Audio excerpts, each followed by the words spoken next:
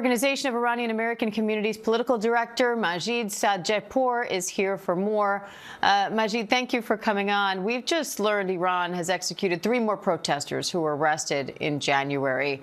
The internet shutdown there is also in its 53rd day. So is this regime actually different from the last one?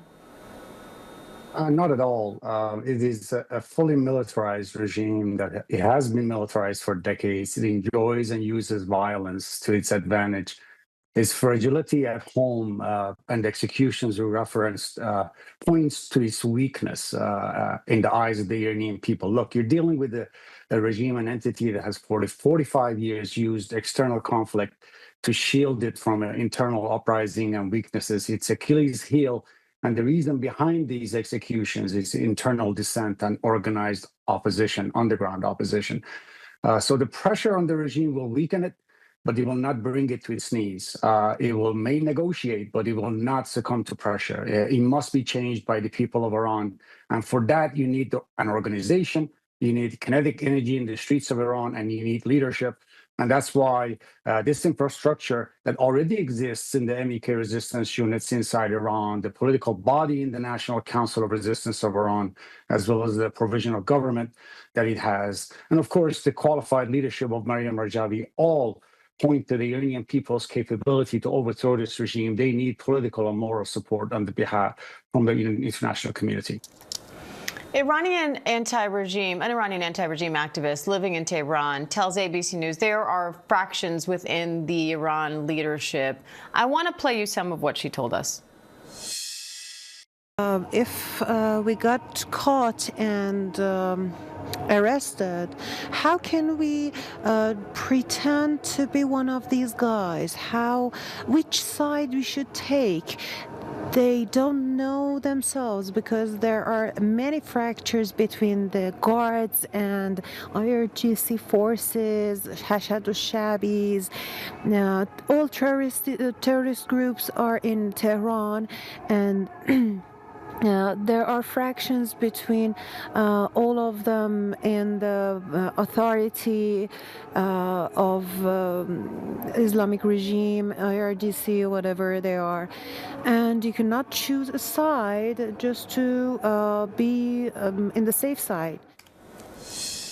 What do you make of that? How can Iran negotiate with the U.S. if what she's saying is true?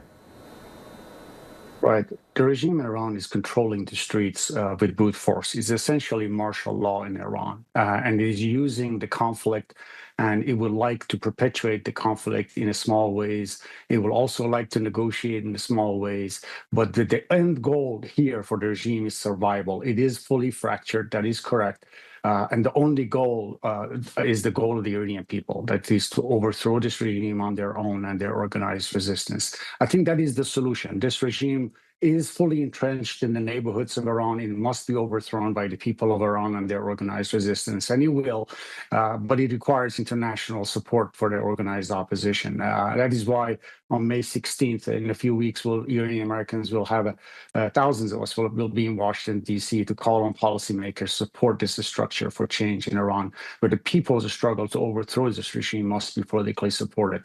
No weapons or money is necessary, but political support, unfortunately, is at the moment lacking.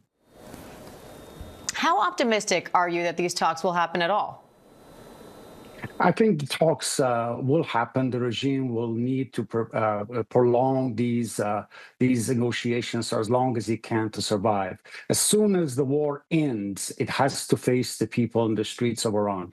So to its benefit, it is using the conflict, prolonging it in whatever way it can, negotiate slightly so that it prolongs and keeps its military forces in killing machine, the IRGC and the Basijis, on every corner of the Iranian streets, so to prevent the uprising. That is its main goal. And these negotiations, if they engage in it, is with that reason. Their fear of the population overthrowing them. They fear the opposition. They fear political support for the Iranian opposition. They fear the Iranian people more than they fear bombs and U.S. military might. That is a fact. The real war is between the people of Iran and the regime, a war that is 45 years old. It is not in the past few months. And the killings that occurred in January of this year really speak to it. And that dates back to the early days of this regime in 1981. All right. Majid Sadeghpour, we appreciate